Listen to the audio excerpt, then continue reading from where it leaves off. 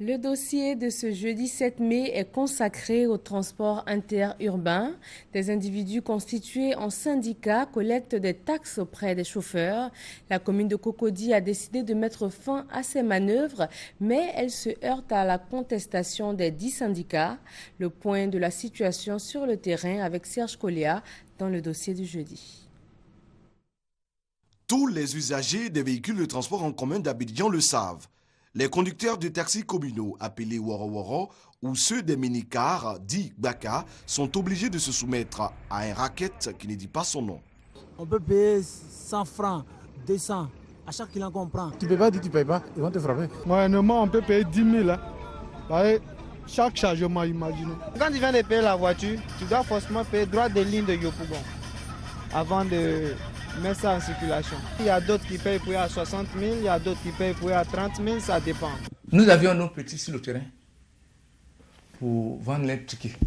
Et les gars où il n'y a pas de tickets à vendre pour recouvrir nos petits encaissements.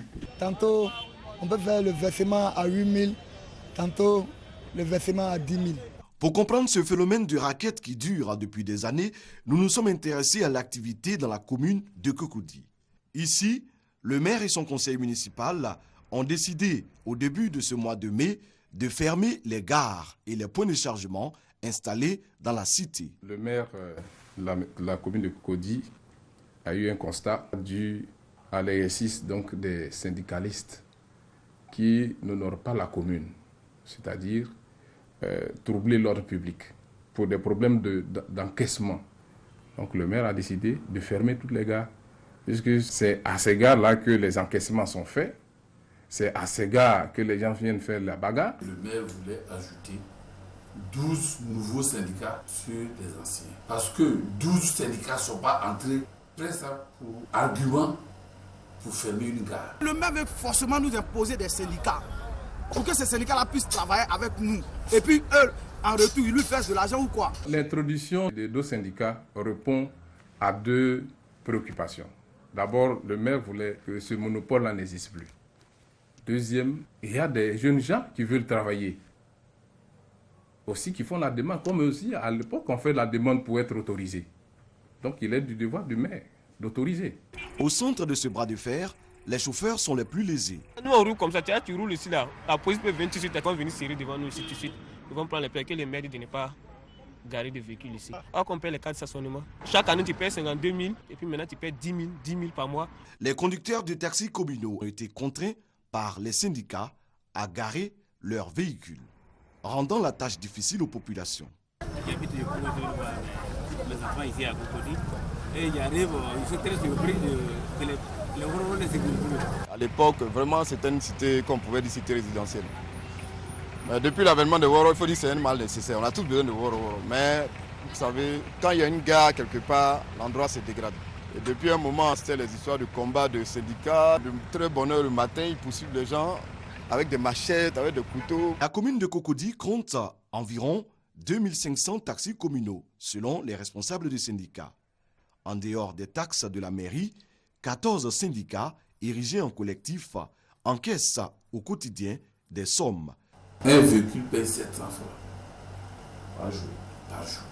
700 francs par jour pour chacun des 2500 véhicules en circulation, ce qui permet aux syndicats d'empocher environ 1 750 000 francs CFA par jour, sans compter les autres frais payés aux chargeurs sur le terrain. Ce n'est pas tout, il y a aussi un droit à payer avant de circuler sur l'une des 33 lignes de la commune. Le droit de ligne à Cocody. Oui. On paye combien? 57 000. Par véhicule? Oui.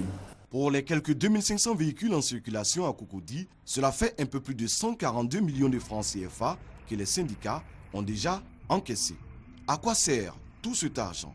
Le local que nous occupons là, vous pensez que ça peut coûter combien? Elle est climatisée dans tous les bureaux. En plus de cela, quand un membre a des problèmes, nous venons à son secours. C'est pas comme ça qu'ils voient le syndicalisme. Quand on dit on est syndicat et qu'on défend quelqu'un, c'est de défendre ses droits, l'aider dans ces situations difficiles. Quand on prend les 57 000 francs, ce n'est pas parce que c'est toi ton adhérent, non. Parce qu'on s'est laissé des petits poches d'arrangement. Et c'est ce qui fait que chacun a un peu. Et il s'en sort, on s'en sort avec. Maintenant, si on vous demande ce que vous prenez là, qu'est-ce que vous faites avec? Vous êtes bloqué vous-même qui prenez cet argent. En réalité, c'est ça qui fait, puis le maire aujourd'hui se plaint contre nous. Il nous revient qu'ils encaissent beaucoup de sommes.